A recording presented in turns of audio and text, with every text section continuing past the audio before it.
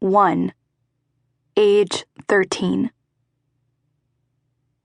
There is a house in the bone, with a broken window. A sheet of newspaper covers the hole, secured around the edges with thick pieces of duct tape. The siding on the house sags like old flesh, holding up a roof that looks as if it's bearing the world's burdens. I live in this house with my mother, under the rain, under the oppression, in the room with the broken window. I call it the eating house, because if you let it, this house will devour you, like it did my mother, like it tries to devour me. Margo, bring me the washcloth. My name, followed by a command. I do. You can barely call it a washcloth. It's just an old rag smoothed over by too many uses and discolored by the dirty things it has scrubbed. She takes it from my hand without looking at me. Her fingers are elegant, nails painted black and chipped along the edges. She moves the washcloth between her legs and cleans herself roughly. I flinch and look away, offering her minuscule privacy. That's all the privacy you get in this house. The aversion of eyes.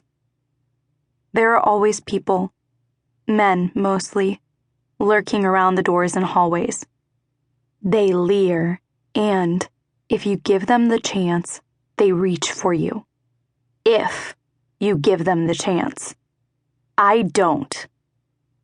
My mother steps out of the bath and takes the towel from my hand. The house smells like mold and rot, but for an hour after she takes a bath, it smells of her bath salts. Margo, hand me my robe. My name, followed by a command. She hates taking baths alone.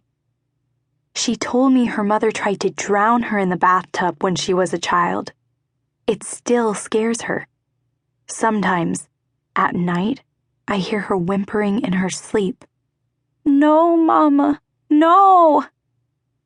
I didn't know her mother. After the drowning incident, my mother was put into foster care. A nightmare, she calls it.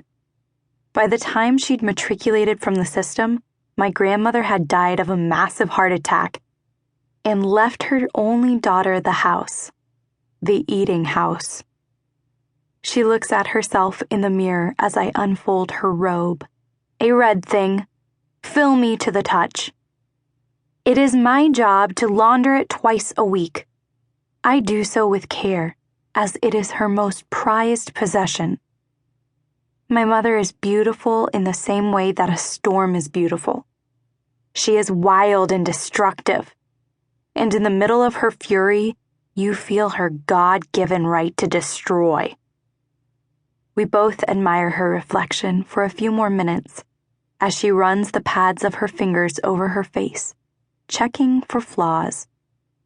This is her mid-afternoon ritual before things get going. She takes out the little tubs of creams that I bring her from the pharmacy and lines them along the chip sink. One at a time, she dabs them around her eyes and mouth. Margo, she says. I wait for the command, breath bated. This time she's looking at my reflection, slightly behind hers. You're not a pretty girl. You could at least lose the weight. What you don't have in the face, you can have in the body. So I can sell it like you do? I'll try, Mama. Submission. That's my job. Margo, you can go now, she says. Stay in your room. My name, followed by a double command. What a special treat! I walk backwards out of the bathroom. It's what I've learned to do to avoid being struck in the head with something. My mother is dangerous when she doesn't take her pills, and you never know when she's off. Sometimes I sneak in her room to count them, so I know how many safe days I have left. Margo! She calls when I am almost to my door. Yes, Mama? I say. My voice is almost